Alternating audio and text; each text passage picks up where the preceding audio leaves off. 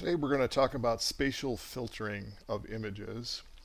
The main idea here is that we define an operation, that we perform on the neighborhood of a pixel, and then the output value that we replace the pixel with is the result of that operation. So we're going to look at these topics.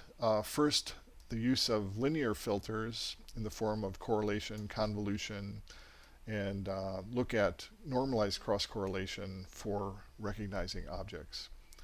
We'll look at important examples of linear filters such as box average, Gaussian, Laplacian, and Sobel. And then we'll finish up by looking at nonlinear filters such as the median filter.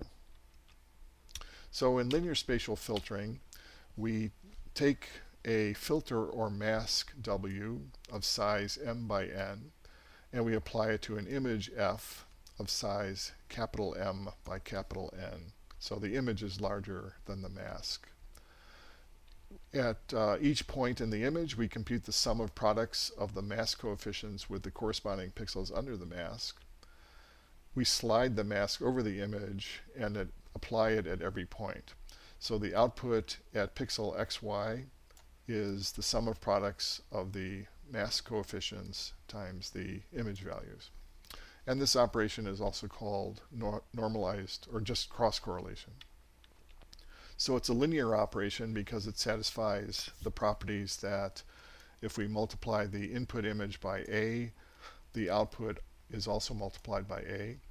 Or if we apply the correlation to a sum of images, the result is the sum of the correlation of one plus the correlation of the other. Pictorially, this is what it would look like. Here's a small mask on top of a larger image, and these coefficients are multiplied by their corresponding values in the image, and then summed up, and the output goes in the middle here. Let's look at a simple example of applying a box filter, so a filter of all ones, to a simple image. We're going to normalize the box filter so that the sum of values equals 1. So we're going to divide by 1/9. This just shows a variant of that which weights the center pixel more than the outside. So this simple image is all zeros except for a corner here which continues to the right and down, consisting of 9s. So let's go ahead and start computing these values. Of course, if I place the mask here, it's multiplying all zeros, and so the output is a 0. And if I slide it to the right, I'm just going to get zeros all the way across. Same way, if I slide it down, it will be zeros there. If I move it over one row and one column, now this point overlaps the corner in the lower right corner there at one point. So I have a 1 times a 9, which is 9, divided by 9, which is a 1. So the output there is a 1. Sliding it over one column, I would overlap two 9s, so I would get a 2. Similarly, if I would go down one row, this would also be a 2. So sliding it over one more point, I would get a 3, and that would be a 3 across, as well as down. In this position, the next position in, I would have a product, sum of products of 4, so that value would be a 4. And sliding over, I would get 6s and down. And then finally, when I'm completely inside the image here, the sum of products is a 9, like that.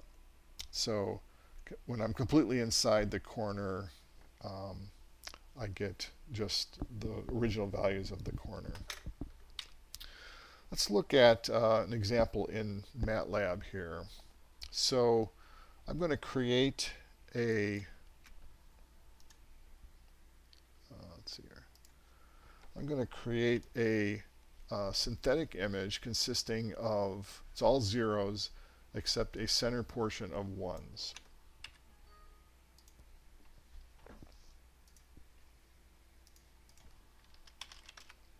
Okay, so let me just copy and paste that. So that's what that image looks like. Okay, so just a center white square. Now I'm going to create a 3x3 box filter. And I'm going to apply it to the image using a function called IMFilter. So that does cross correlation in MATLAB.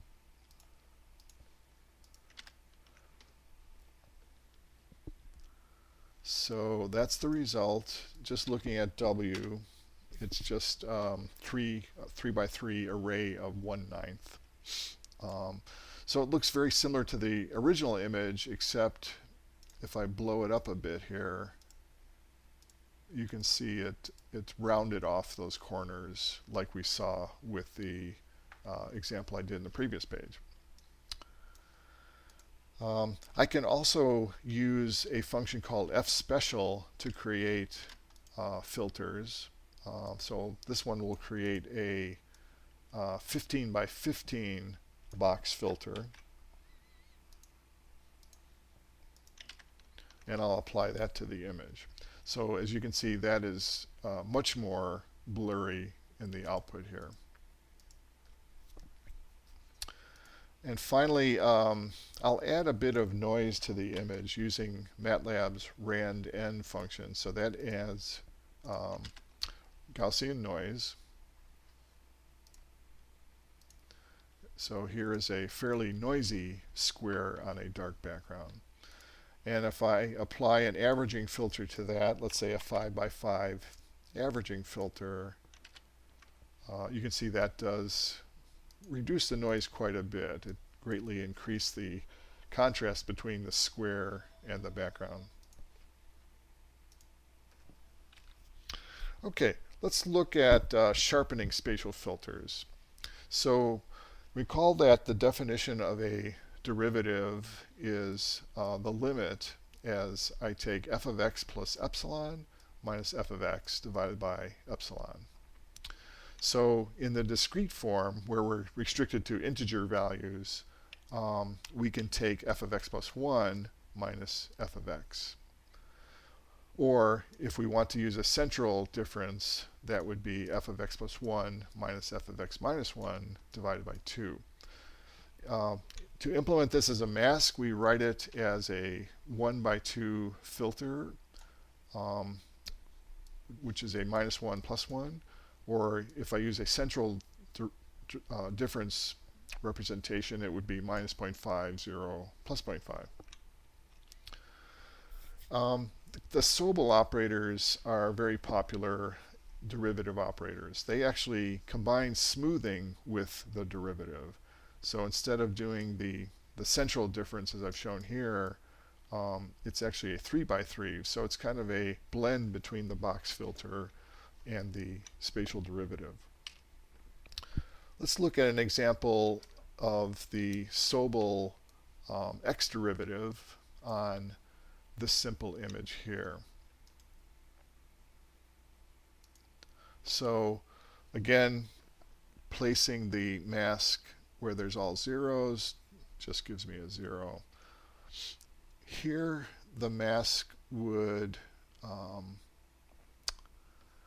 overlap the non-zero image in the lower right corner, so I would get a 1. As I slide it down, I would get a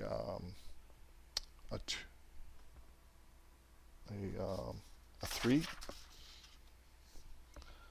And then when it completely overlaps the edge of the image, I get a 4. So this would continue on like that. So I get in fact a double band of values like this, where everything else is 0. When I'm completely inside the this band here, then the positive values and the negative values cancel each other out, so I get a 0. So I would get the middle part would yield 0 values. When I get to the other side, let's say over here, this is just like the first side, except it's a negative number. So I get the same values except negative here. And that's all zeros. One thing you'll notice here is I didn't say what to do to generate a value where the template goes outside the image. So here, for example, what do we put here, right? Because we don't know these values. Well, the easiest way to handle this is to assume those values are 0. So we essentially pad the image with zeros so that the mask has determined values no matter where it is in the image here.